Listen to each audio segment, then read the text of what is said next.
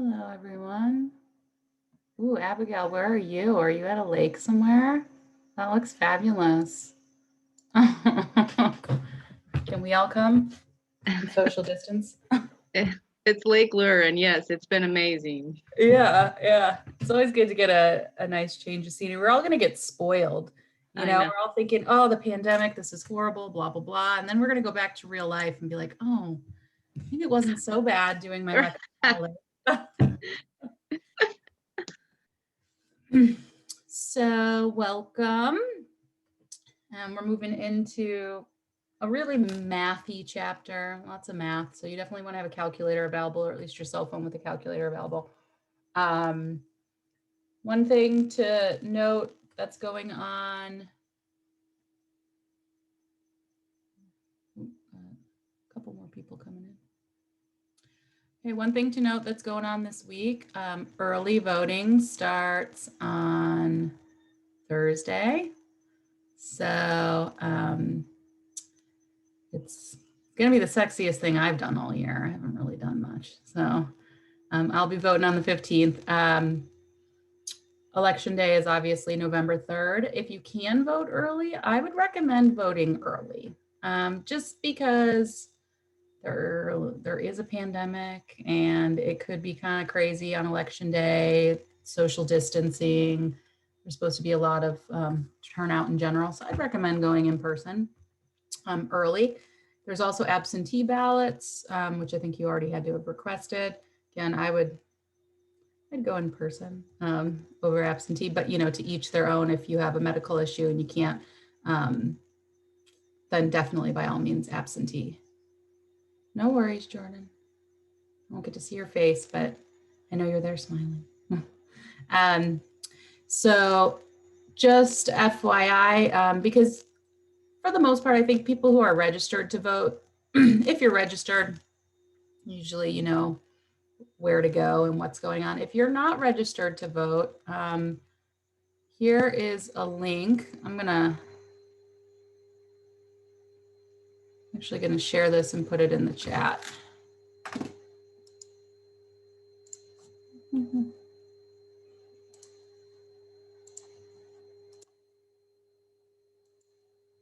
Oh no, I don't want to send this. I want to send this to everybody, not just Jordan. Okay. All right, so there's a link there. And if you don't live in Buncombe County, that's okay. What's nice about this site here is if I click over here where it says early voting locations, you can find all of the voting locations that are available to you in your county. And actually this will show you, if you see where it says one-stop voting sites, a one-stop voting site in North Carolina, because again, people who are already registered are probably good to go. It's those couple of you who aren't registered to vote. You can do it in one place. You can register to vote and you can vote in the same day. So you kill two birds with one stone. So you can go to these one-stop voting sites. Let's say you live in Henderson County where I live. I'm gonna click on that. It will tell you where your sites are for your county. Okay, go there. So Etowah Library is going to be the one that's closest to me because I live in Fletcher. If you're down here, there's some of these sites. The thing that's great is you go there, you register, as long as you actually do live in the county you live in, you can vote. Now, make sure that when you go to register, Janine, registering to vote did end on the 9th as far as like mail-in, but in North Carolina, because they've expanded, you can register to vote on the same day that you do vote. Okay, that's a a nice thing that we have. So if you miss the registration date on the 9th, you can go to one of these one-stop voting sites. You can register and you can vote at the same time. Yeah, it's really awesome. It's really awesome that our state allows that. So, and you know, no shame if you're, I think I lived in Chicago and didn't really vote until I didn't really vote until I moved to North Carolina because my vote was, it didn't count quite as much in Chicago area. But in North Carolina, your vote counts a lot. So I didn't actually register to vote until I was about 26. So if you're not registered to vote, go register to vote and vote. When you do go to the site, though, make sure that you bring a proof of residence, okay? And not like junk mail. Make it like a bill, all right? So if you have your water bill or electric bill or something like that, bring that. If you have an ID, I would bring it. They're not supposed to make you show an ID. That is not legal. You should be able to register to vote without an ID, but they may try. So you might want to bring your ID anyway, just to be like, well, you know what? I don't need to show you, but wham, there it is. Okay. So yes, please do that. You have until the 31st to do early voting. And then if you don't want to early vote, you can vote on election day, which I think is going to be a shiat show. So I would stay away from election. I would early vote if I could. All right, there's my 2 cents on that. That was more than 2 cents. Now I guess we'll do chemistry. Wah, wah. Okay, let's get out of here. Oh, it has the hours too. Cool. And then remember, when you vote, don't forget to take a picture of yourself with your sticker, not in the voting booth, but when you get right outside, take a picture of it and then send that to me and you can get extra credit.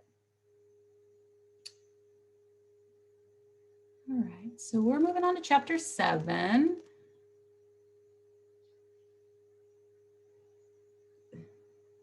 So this is all stoichiometry stuff. You gotta love some stoichiometry. So it's a meaty chapter, but we've got a week and a half, 2 weeks to go through it. I have very little idea what this has to do with stoichiometry, but that's the image that they picked. When is our next test again? Your next test, Ashley, will be 2 weeks from yesterday. Okay, so we've got 2 weeks to go over this. You've got 2 weeks to learn this and review the previous 2 chapters.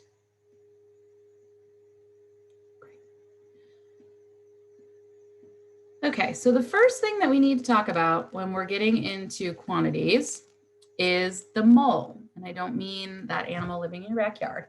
A mole is a term for counting, just like you would use a dozen or a case or a gross or a ream. So, you know, instead of saying I have 24 eggs, I would say, oh, I have 2 dozen eggs.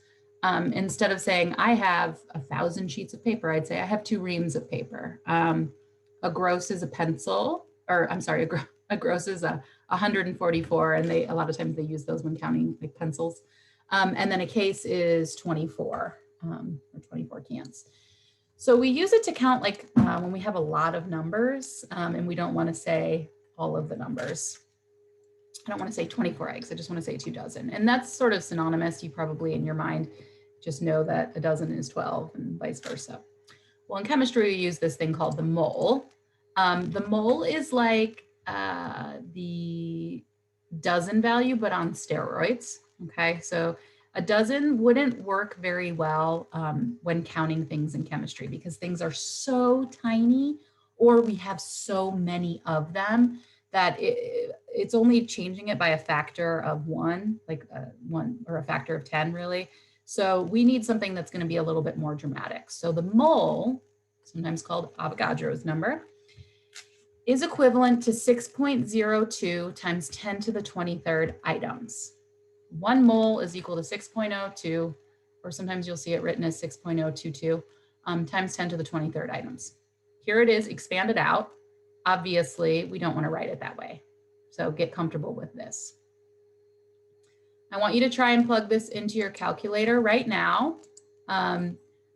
So if try and find the EE button, or sometimes it's just the E button, not lowercase e though, capital. So if you're using your cell phone, turn it to the side. Okay, and you will get the options there, and you'll see EE is sitting underneath the 10 to the X log to the 10, okay?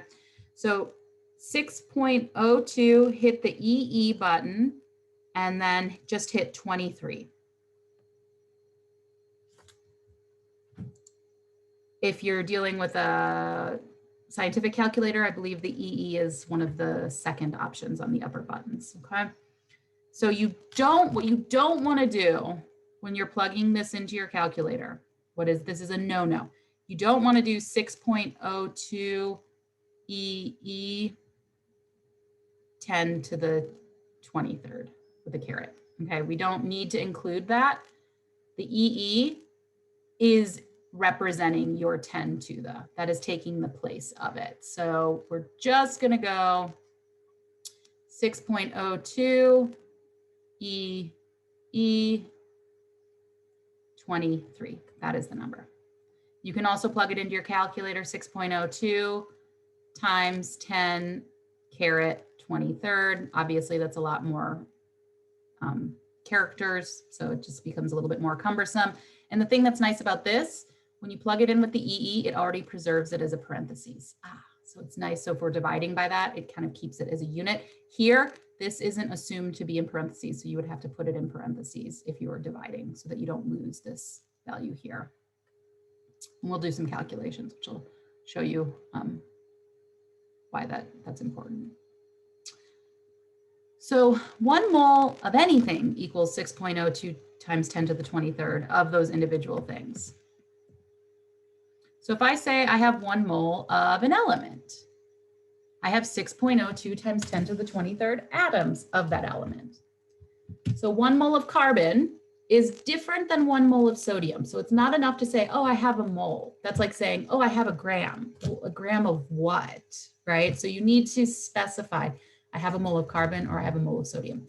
If you have a mole of carbon, you have 6.02 times 10 to the 23rd carbon atoms. If you have 1 mole of sodium, you have 6.02 times 10 to the 23rd atoms of sodium. 1 mole of sulfur contains, big surprise, 6.02 times 10 to the 23rd sulfur atoms. The same thing is true for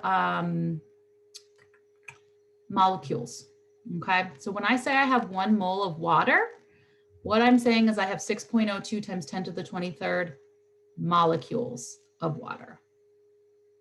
So in actuality, if I have 1 mole of H2O, I really have 2 times 6.02 times 10 to the 23rd hydrogen atoms, because there's 2 hydrogens in every 1 molecule.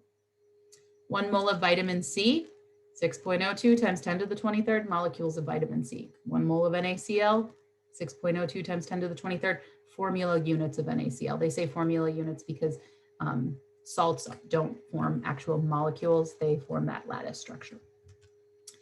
If I was to say I have 1 mole of hot dogs, that's a lot of hot dogs. That's probably more hot dogs than have ever been eaten in all the existence of human beings. It would be 6.02 times 10 to the 23rd hot dogs, right? Wow, look at that. 2 things that equal each other. What is it? It's a conversion factor. Yay, dimensional analysis. You're coming back to haunt us all. So we can relate a mole to particles or vice versa, particles to moles. And here's 2 different ways that you can write it. You can put the mole on top and the particle on bottom, or the particle on top and the mole on the bottom. How do you know which one to use? Well, it has to do with, hold on 1 second. I thought I saw someone click in here. Oh. Sorry, Brooke. Sorry, Taylor. Let you guys in. Okay. We have, which one we use is dependent on which direction we're going to. So do we want to go from moles into particles, or do we want to go from particles into moles? We'll use those accordingly. So how do we solve? Using Avogadro's number. State your given information, figure out what you want to head towards, write a plan to convert, use Avogadro's number and the correct conversion factor, and set the problem up, cancel units, and plug it in your calculator. Okay, so let's do this one here. I have 0.50 moles of CO2. 0.50 moles of CO2. I'm going to put this over here because I don't like writing in there.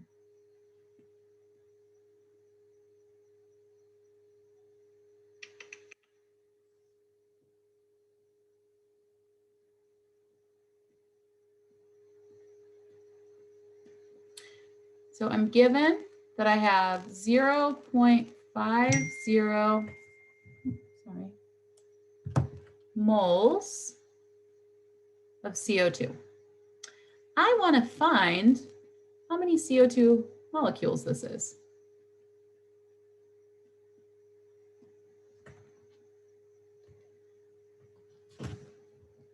So we always start with dimensional analysis with our given information. And let's write the conversion factor anyway. So we are going from moles to molecules. Anytime you're going from moles to particles or individual atoms or whatever that may be, we're going to use Avogadro's number. So 1 mole, and I'm going to refine it as 1 mole of CO2 because that's what the problem is talking about, is equivalent to 6.02 times 10 to the 23rd CO2 molecules. This is Avogadro's number, Avo's number, right here.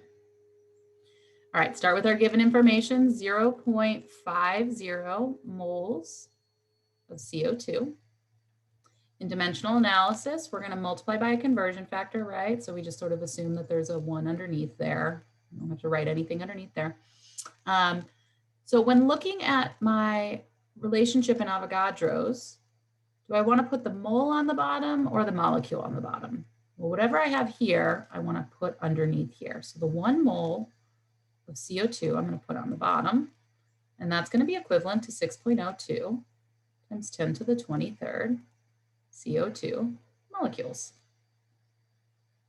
And look at that, we just have to do a 1 step. The moles will cancel and we're left with our units of molecule, which is what we want. So go ahead and plug that into your calculator. I want you to plug it in so you get comfortable and used to using your calculator, because the last thing I want you to do is understand the concept and then something flukes in your calculator and you don't realize it until the test.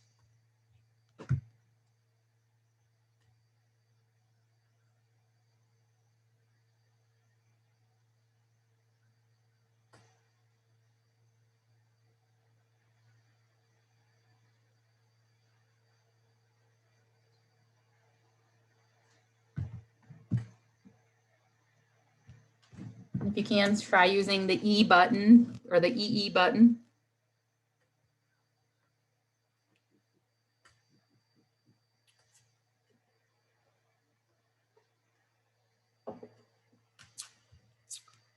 Okay, so 3.01, got a chat. Where is it on the TI-84, Ashley?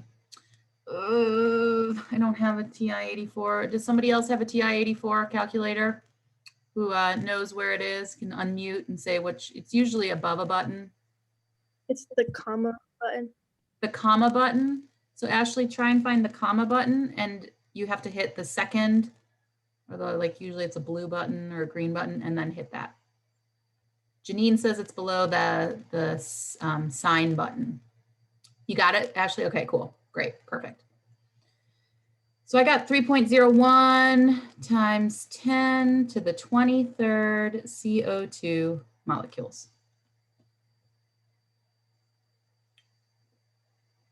Oh, not too complicated. Let's do some more though.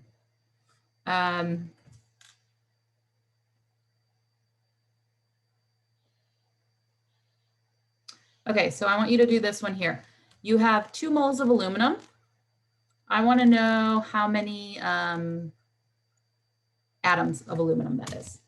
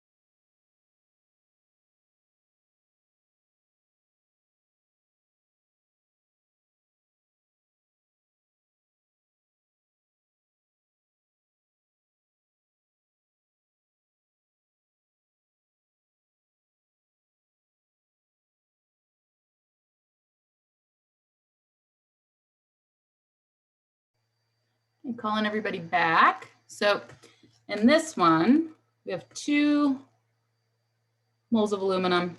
Go back over here. All right.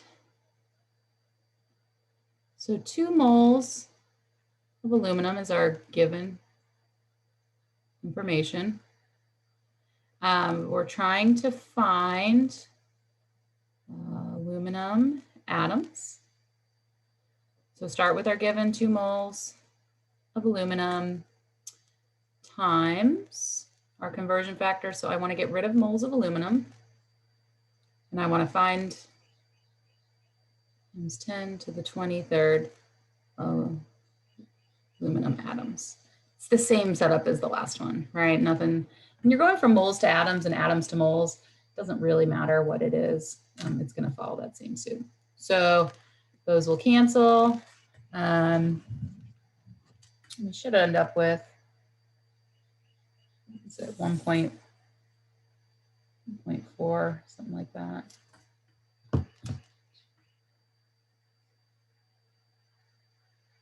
Give me just 1 second.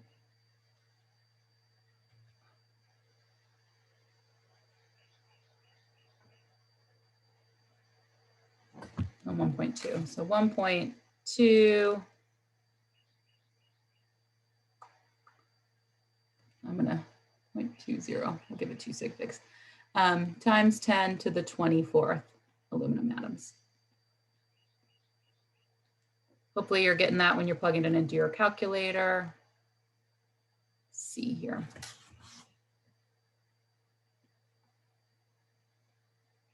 Okay, let's go the other direction. So what is the number of moles of sulfur if you have 1.8 times 10 to the 24 atoms of sulfur? So you're given atoms, 1.8 times 10 to the 24. I want you to tell me how many moles that is.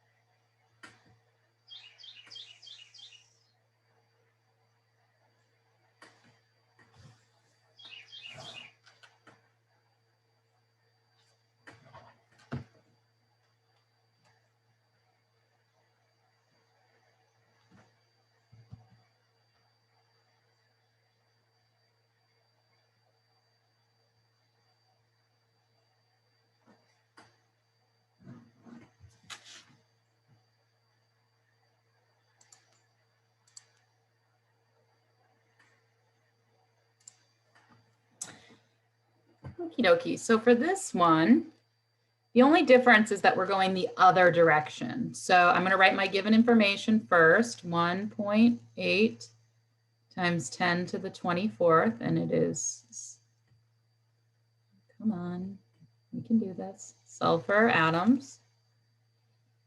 In this case, I want to go into moles. So I'm going to put moles of sulfur on top and atoms of sulfur on the bottom. Now the relationship between these two is 1 mole of sulfur is equal to 6.02 times 10 to the 23rd atoms of sulfur. So this is why the EE is useful, because you see how here we have an exponent value that's underneath the divider bar, or I have to take this number and divide it by this number. You have to think of this thing as being in parentheses, because otherwise what your calculator is going to do, if you just plug it in, it'll go 1.8 times 10 to the 24th. It's going to divide by the 6.02, and then it's going to multiply by the 10 to the 23rd. So you need to make sure that this is in parentheses. Now, one way to preserve that is instead of using times 10 to the EE will automatically lock that in as 1 unit, all right? If you ended up with a really big number here, you had an issue where you multiplied by 10 to the 23rd. So number should be like 2.99 something. We only have 2 sig figs, so 3.0 moles of sulfur. Any questions on that, on going from moles to atoms or atoms to moles? So I'm going to make like a little master flow chart somewhere.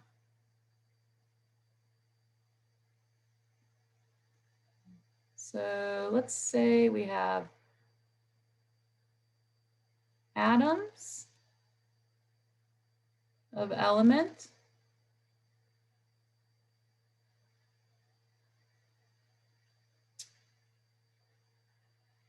into moles of element.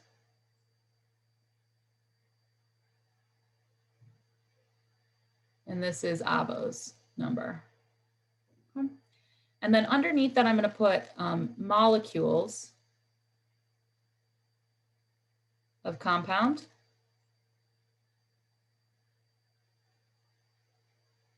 Into moles of compound.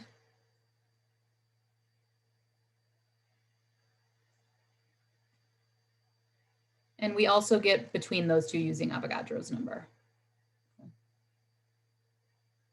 So it's no different there. Sorry, those are arrows. Okay, so moving back and forth, we use Avogadro's number. Let's see. Great. So we can bridge on this flow chart that we're working on here. We can bridge between these two. God, that's so messy. This arrow, I just need to redo these arrows. It's really bothering me. Okay.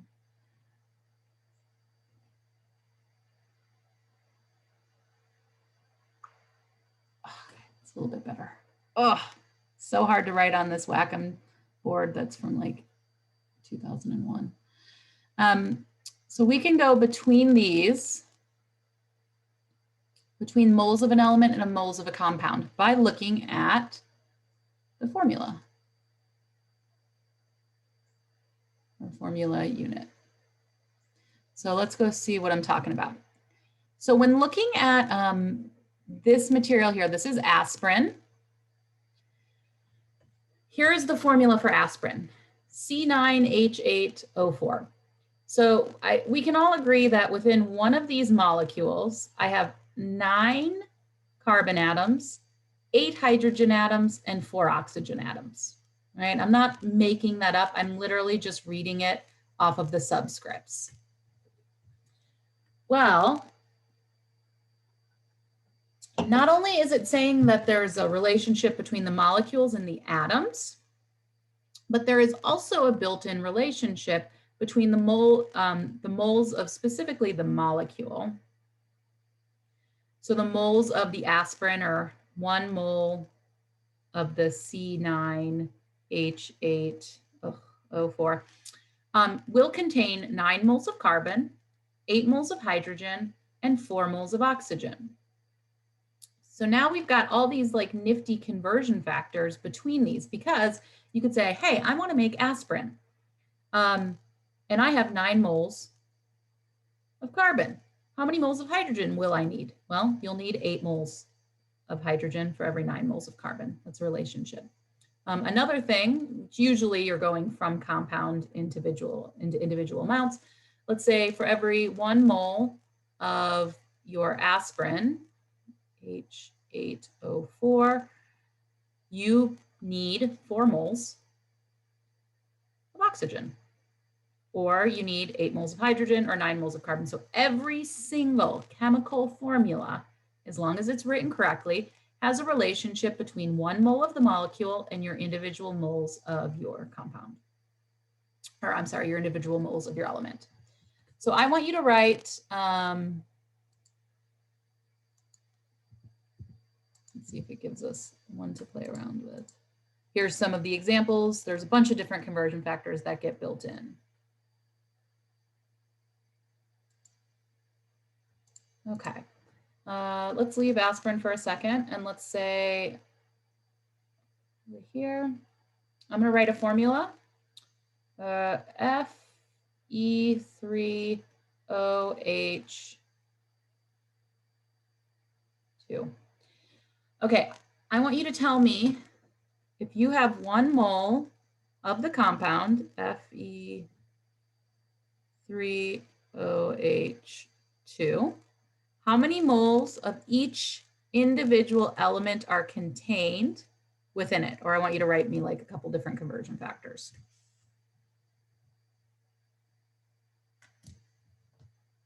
And if you're thinking, is it really is just as easy as looking how many atoms there are? That is exactly how easy it is.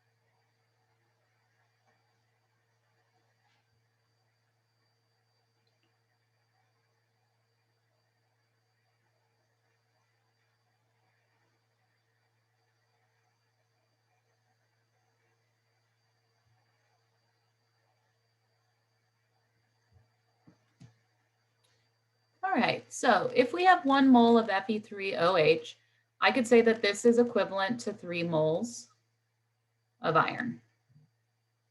All right, so I'm getting 3 for every 1. And I know sometimes that seems weird. People are like, well, how can you have 3 of something contained in 1 of something? Well, these are 2 different things. It'd be like saying, hey, one chair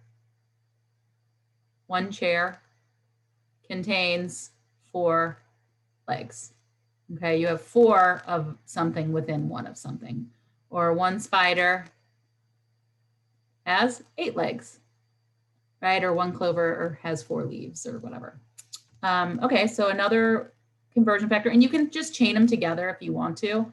I'm gonna just write them separately. So we also have that 1 mole of Fe3OH2 contains 2 moles of oxygen. Why is it 2? Because that 2 gets distributed out to both the O and the H. Don't forget about that. Last thing, 1 mole of Fe3OH2 contains 2 moles of hydrogen. So now we have within each formula formula, we've got a nifty way to go from how much of the compound we have to how much we have of the individual element, because I know moles of this and moles of this are related by their subscripts. So hopefully then that makes a little bit more sense here. Formula unit, you might want to put a little note, formula unit or the subscript, can get you from moles of element to moles of compound. So let's do an example of this. We'll do one together and then I'll have you do one. So looking at how to calculate moles of an element from its compound, state the given, state what you're trying to find, make a plan, how are you going to do it, figure out your equalities, make sure from the subscripts and make sure things cancel. So if we look at this here, how many atoms of oxygen are in 0.15 moles of aspirin? Now this one is a two-stepper. We're given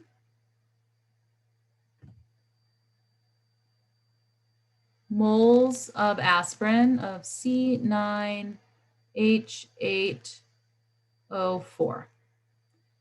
I want to find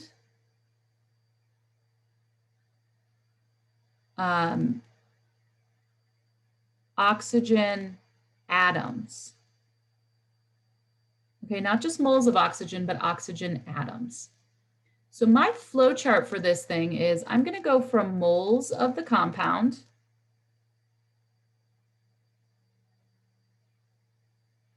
into moles of the element into atoms of the element.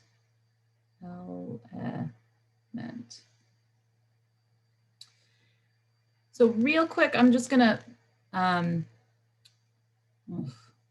all this junk is gonna be in the way. But it's gonna be a two-stepper. I wanna show you how that applies to that little diagram that we've started to draw over here.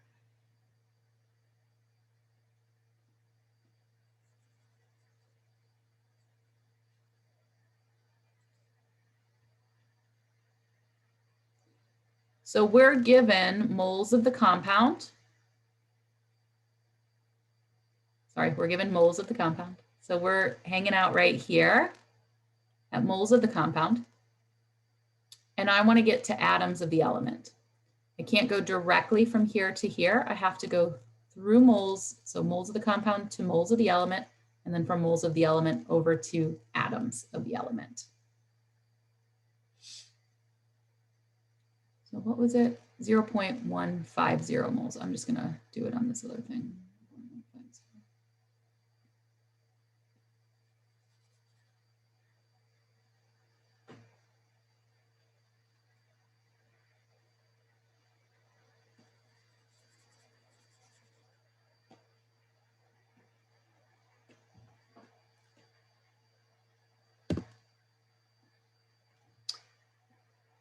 So we're given 0.150 moles. And in this case, it does matter what the formula is. So C9, and I've already forgotten it because I don't know the exact formula of aspirin.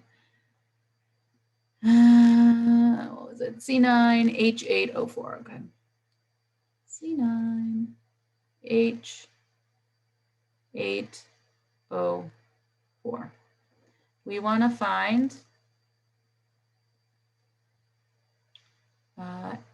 oxygen atoms. So again, we're starting here and we want to move our way there. So the first thing is to go from moles of the compound into moles of the element.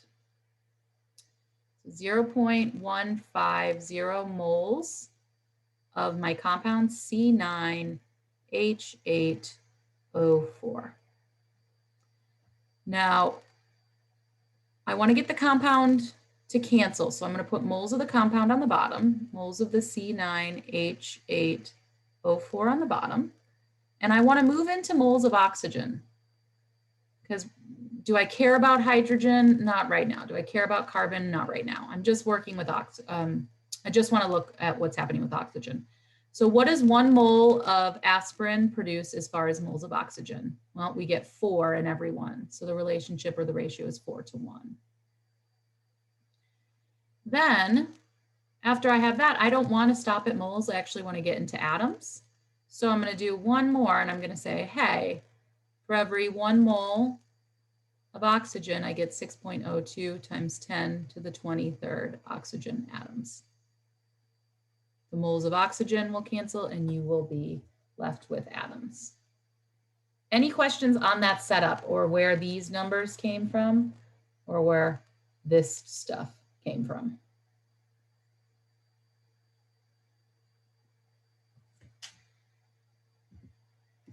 So 2-stepper, 4:1, plug it in, and you should end up with 3.61 times 10 to the 23rd oxygen atoms are contained within that much of a molecule.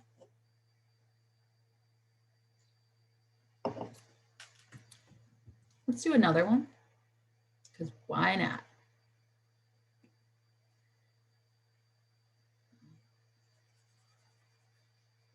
I don't want to erase our flow chart. So we're going to add to that.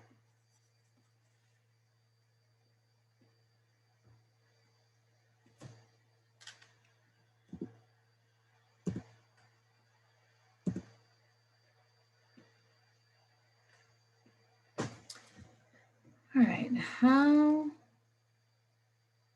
many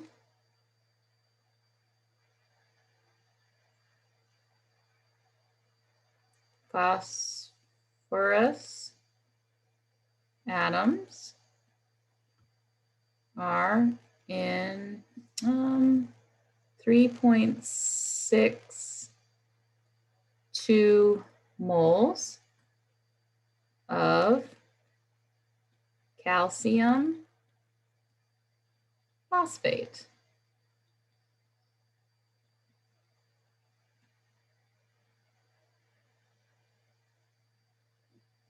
How many phosphorus atoms are in 3.62 moles of calcium phosphate? Don't hate me if you're like, where's the formula?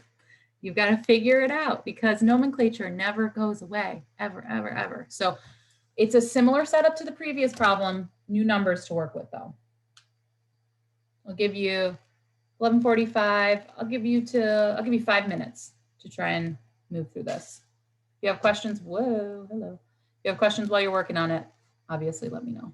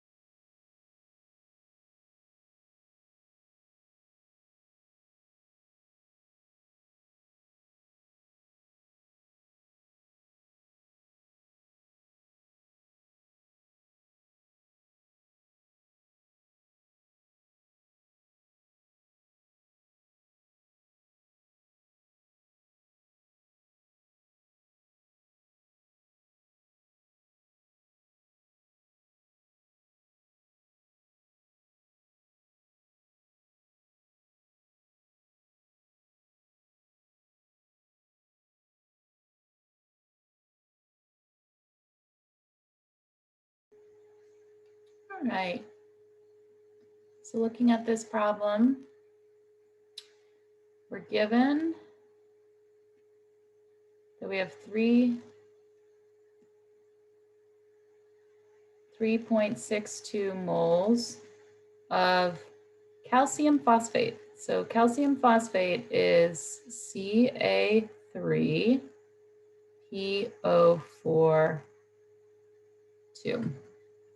Calcium, Ca has a 2 plus, phosphate is a polyatomic, PO4 with a 3 minus charge. Flip flop, and we get this. If you can't do that, it makes it difficult to figure out what the molar relationship is. So in this case, and I'm just going to write it under here, 1 mole of the compound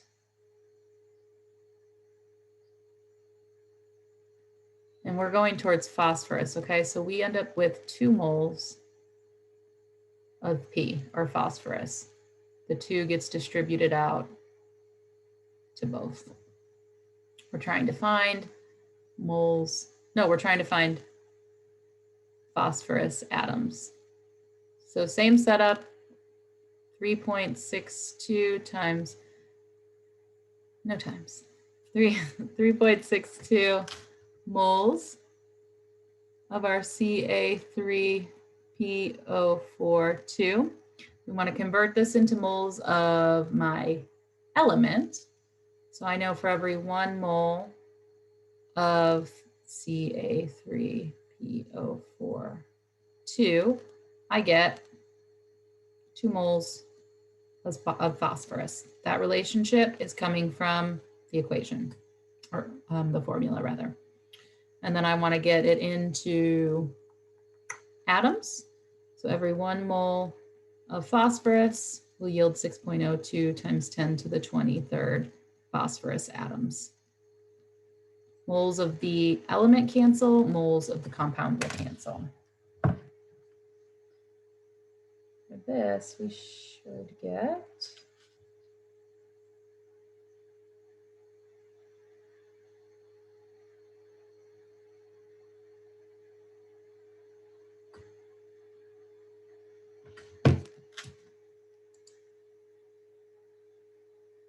this up here.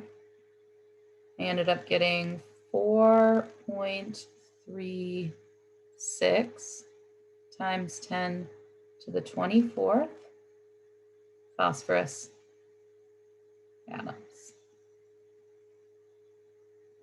How's that working for you all? Good. Any questions on that setup?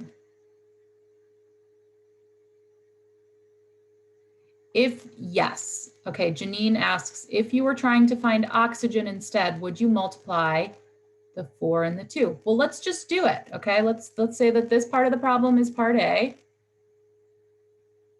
and this is part B. So part B is how many oxygen atoms are there? And your answer, Janine, is yes. So if you've got 4 and there's 2 of them, you would multiply those 2 numbers together for a ratio of 1 to 8. All right, so go ahead and work that out. Let's just, more practice is better than too little.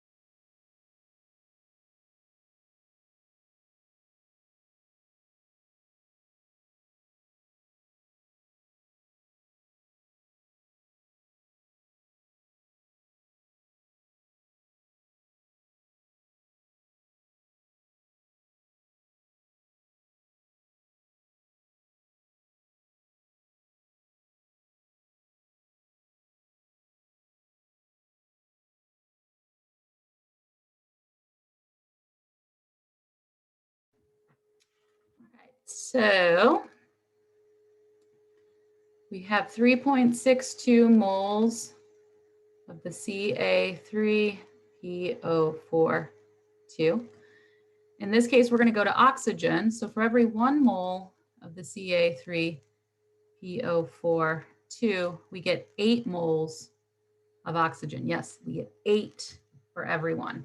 And then the last thing is still Avogadro's. For every 1 mole of oxygen, we get 6.02 times 10 to the 23rd oxygen atoms.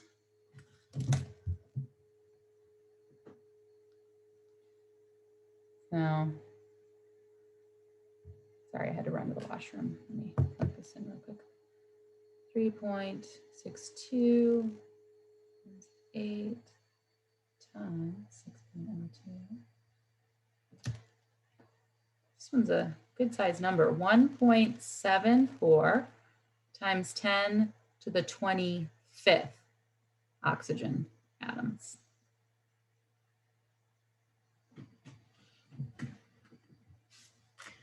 So I think we've done enough of those. Hopefully that feels good with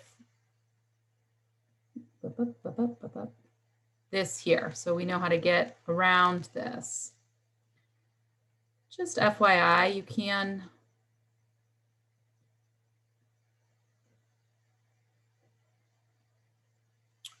hop back and forth between molecules and atoms using the subscripts as well.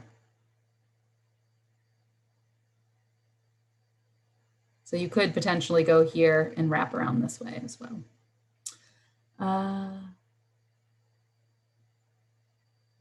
But very rarely do we give you things in number of atoms, right? How often on an experiment are they like, you have 3.7 times 10 to the 26 atoms of sodium? You don't.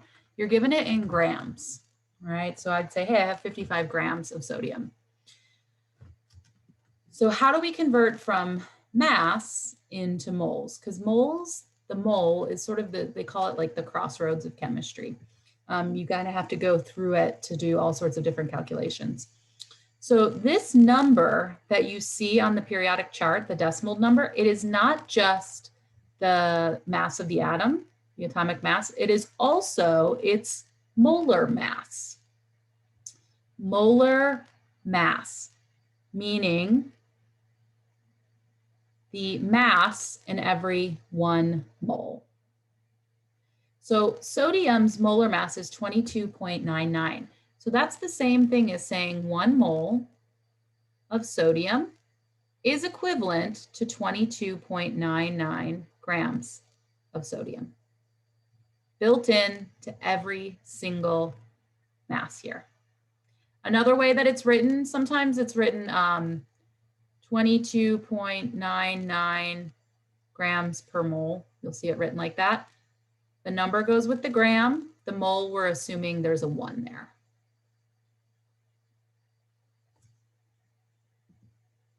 So looking at carbon, carbon has a molar mass of 12.01, or 1 mole of carbon weighs roughly 12.01 grams of carbon. Do not use this. Don't use the atomic number. The atomic number doesn't tell us the mass or molar mass. It tells us the number of protons. Lithium over there has 6.941 grams in every 1 mole. And if you're wondering, like, what is a mole outside of it being 6.02 times 10 to the 23rd, it's like a human-sized scale amount. So 12.01 grams of carbon is something that you could like hold in your hand. So these aren't like, a mole isn't an exorbitantly huge or super, super small amount of mass. It's something like on a human-sized scale. So moles from the periodic chart, all built in. So as long as you have your periodic chart, you know the molar mass for every single element. So they've got this going on here. If you have, let's say that we've got carbon, and let's say that that carbon happened to be 12.01 grams. That would be exactly 1 mole of carbon, or 6.02 times 10 to the 23rd carbon atom. So now we can start to convert between those two. So going back over to our flow chart here, I'm going to add mass. Move you out of the way. So as far as moles of an element are concerned, we can get to mass of the element. And I'm going to put in parentheses grams. How do we do that? Well, we use molar mass. If you want to give yourself a little note to remind yourself, where is the molar mass? It's on the periodic chart.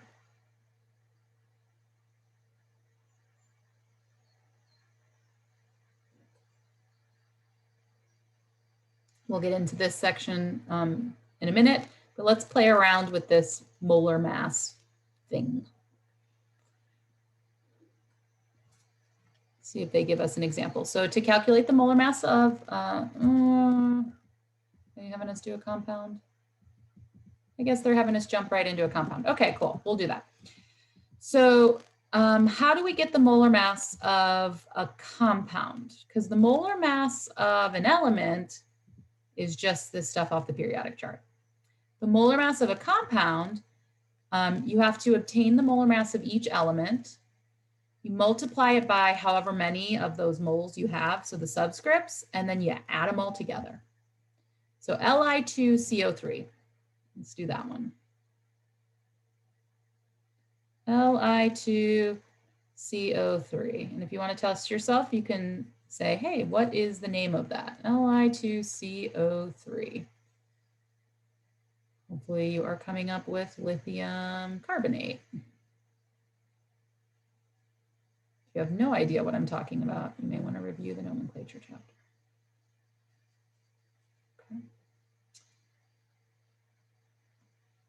So find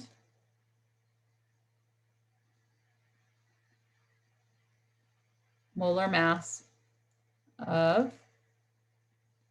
Li2CO3. So what are the elements that I have? I have lithium, I have carbon, and I have oxygen. The molar masses of all the other elements on the periodic chart do not apply to this, so we don't need to worry about it. The first thing I need to do is figure out my mass for lithium. I don't have to make it up. I can just look it up at the periodic chart. So this thing is equal to 6.91. No, 6.941. And you may be asking yourself, how many decimals do I have to use? Use one or two. Use as many as you can tolerate. But it's not enough to just get the mass of lithium because I have to take into account the magnitude. So how many lithiums do I have? I have 2. So I'm going to multiply this by 2. Carbon has a molar mass of 12.01, and I just have one of them. Oxygen has a mass of, oxygen is close enough to use 16, okay? You don't need to write 15.9994. You can go with 16. And I have 3 of those. So you figure out the mass from each element, 1, 2, and 3, and then you're going to add all of those together. So let's see, we've got our 6.941 times 2 gives us 13.882 plus 12.01. 16 times the 3 is going to be 48. All right, I'm going to add those 3 things together.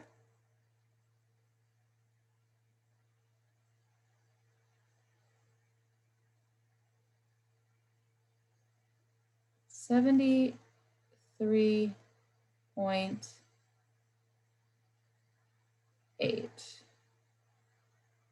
Okay, you can go farther in decimals if you want. Hold on 1 second.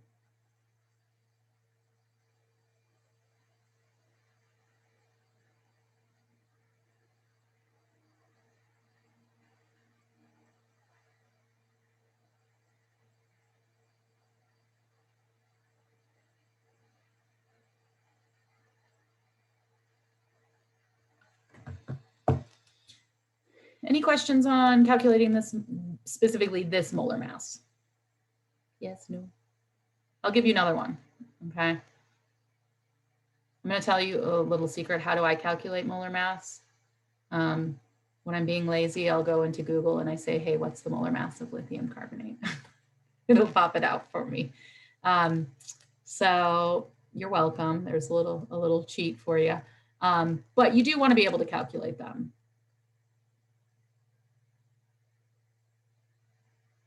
No worries, Brooke. I'll see you next time. All right, let's do another one. Read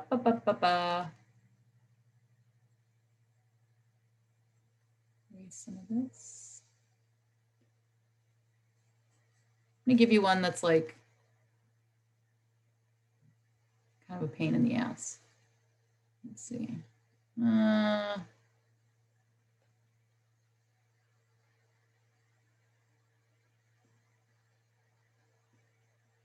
Okay.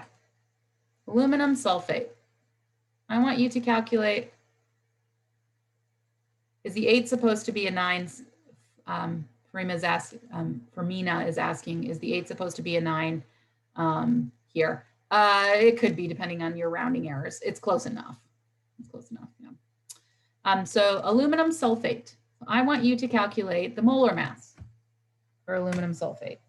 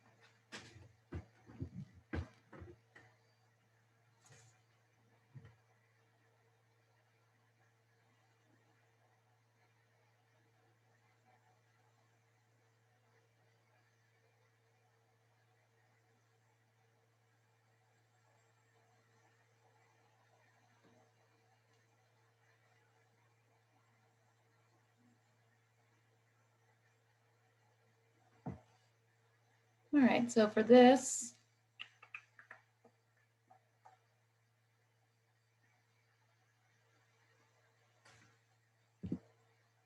clean this up a little bit.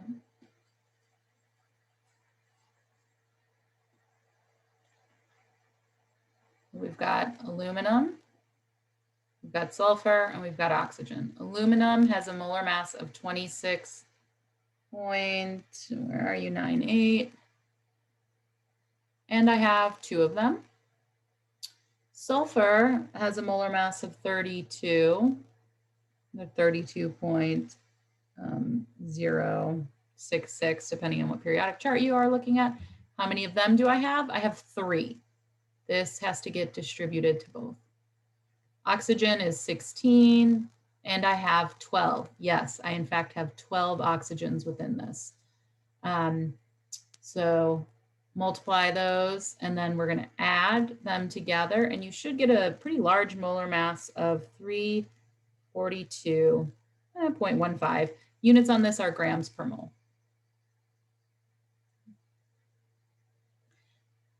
So we can add a little bit more to that master flow chart up here. We know how to go from moles. We'll know how to go from moles of compound into mass of a compound. So mass of compound.